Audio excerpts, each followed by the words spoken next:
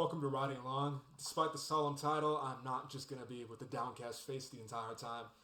It's most likely you're not directly right in the middle of it, or you might be, but even then, all right, find some delight that there's an outlet for self expression. There is a way to communicate these emotions that you're experiencing that most likely, not just most likely, they are heavily affecting your sense of identity, your sense of self, and the complete validness of them is often mistaken or not seen by people around you. And you wonder, is it your fault that people don't really get the scope of it? A lot of people just won't. You can try talking to them and they might nod their heads or they might give faces of sympathy, but you're smart. You can see right through it. Maybe most likely they don't really care. And what's going on is because sometimes you need a place to express it, just somewhere that understands it. And guess what? That person is not right in front of you, not me. I don't know what you've experienced. Look in the mirror. Look at a picture of yourself. That person right there is the one who knows what it's all about, who gets it. And writing is, some would call it madness, some would call it insane, because really it's just you talking to yourself. It's you having this dialogue, it's you having this conversation in silence.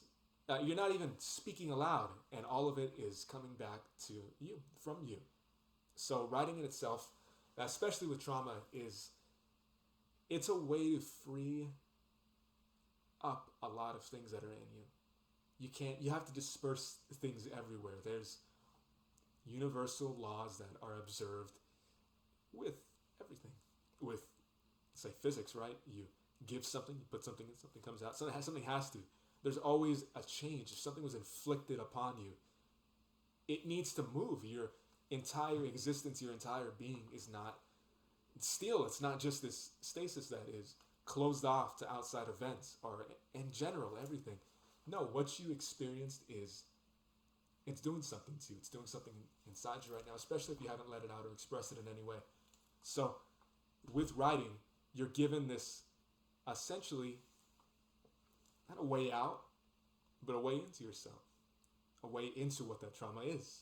And from that, you can understand it and others can understand it too, because through a long form process, such as writing, a short story, especially a novel or a book, it could be a nonfiction book. You can be not telling any fiction here. You're just telling your life experience. With that, you have more than a conversation could ever on its own accomplish. There's a duality going on. It's incredibly effective. Not only are you discussing and coming to conclusions, coming to revelations and resolutions to complex emotions and feelings that you don't quite understand right now, not only that, but you're multiplying that conversation. You're making it accessible. It's like you recorded it, but better than a video ever could, better than anything like that on its own could do.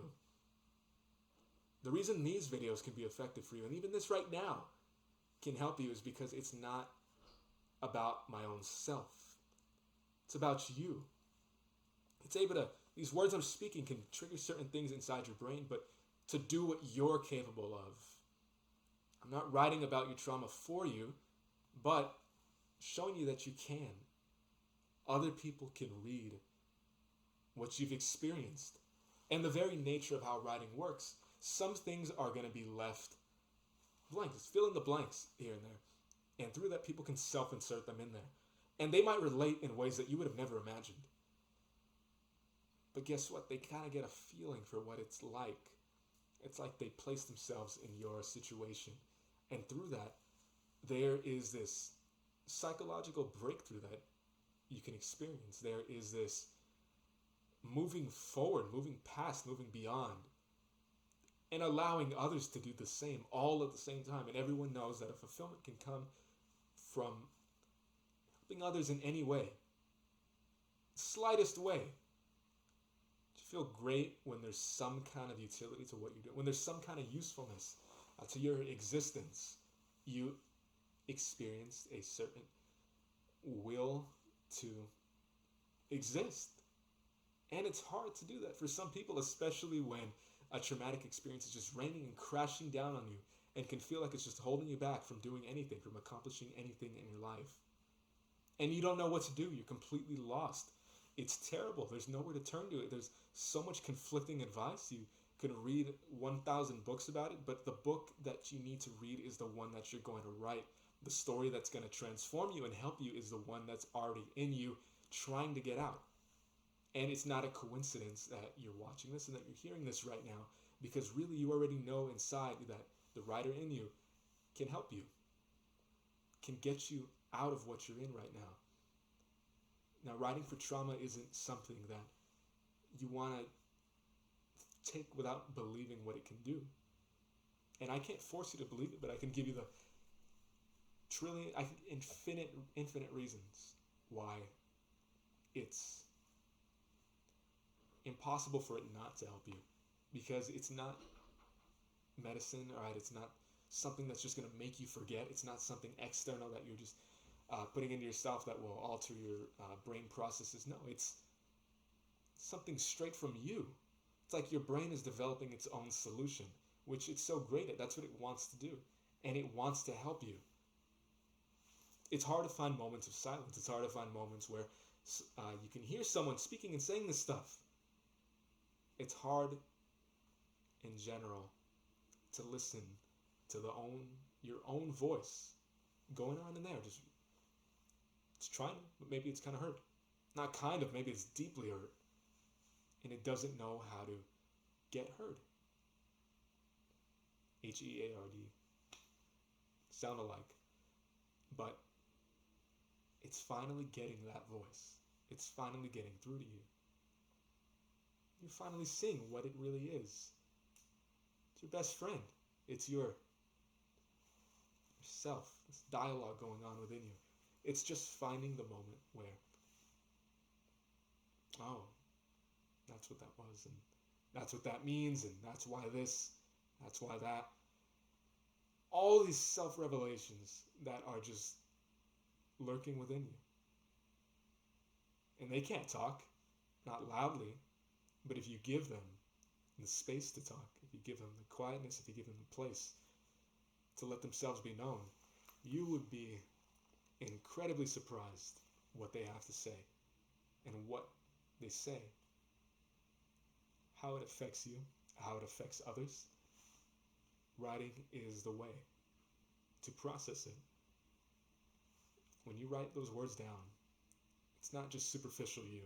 It's coming from a different place. It's coming from somewhere that other people don't exactly have. You're not writing for big time sales or anything. You're not writing for fame or anything like that. Something bigger than that. Something more important than that. Something with sincerity. Walk into a bookstore, you're not going to find it. Most likely. 99, I'm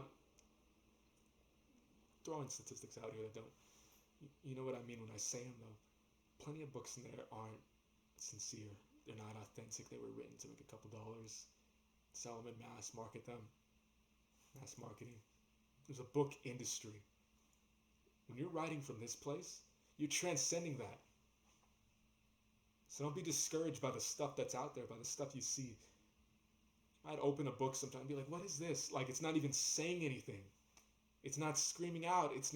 There's no realness to it. No authenticity. And this is where it really comes from these kinds of experiences that you've had, that you will give a voice to. You're going to put a spotlight on it. You're going to amplify it. And you're going to do so through this conversation with yourself. And you're not just going to let it happen and disappear. You're going to get it down. You're going to get it written. And through that, it's like you filmed the most profound documentary or the most important conversation regarding that. You archived it, you immortalized it, you eternalized it. And you gave it a place to rest. You gave it a place of respect. And through that, it has plenty to tell you. There's plenty to tell millions, billions, entire human race. Can hear about it. It wasn't for nothing.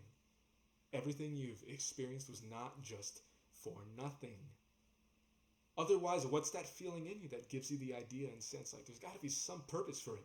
There's got to be some connection to where it all makes sense. Otherwise, what is the sense? What was the logic of that? What was the reasoning of that? It's like there's no purpose even trying to find it because it's so impossible, it's so improbable. It makes you mad. It makes you insane. It holds you back. What is that that's holding you back? You know what it is. If you want, you can tell me in the comments, and I'm curious to hear. And if you're not comfortable sharing, then just share it with yourself. Write it down. Turn it into a story. Turn it into a book. If you have no idea where to start with a book, or know how to write a book in 30 days. If you have the willpower, if you have all the resources you need here. Even if you don't have the motivation right now, you can write a book and transform your life and millions of others with writing. It wasn't for nothing. It all connects. It's all full circle. And your brain is, your mind, everything. Your voice is trying to tell you something, and you're hearing it now. I have a feeling it's making a bit more sense. And not just from this, not just because of this, but because of yourself. Give yourself a lot more credit than you might be giving yourself right now. You deserve it. You legitimately do. All right, I'll see you around and see you in the next episode.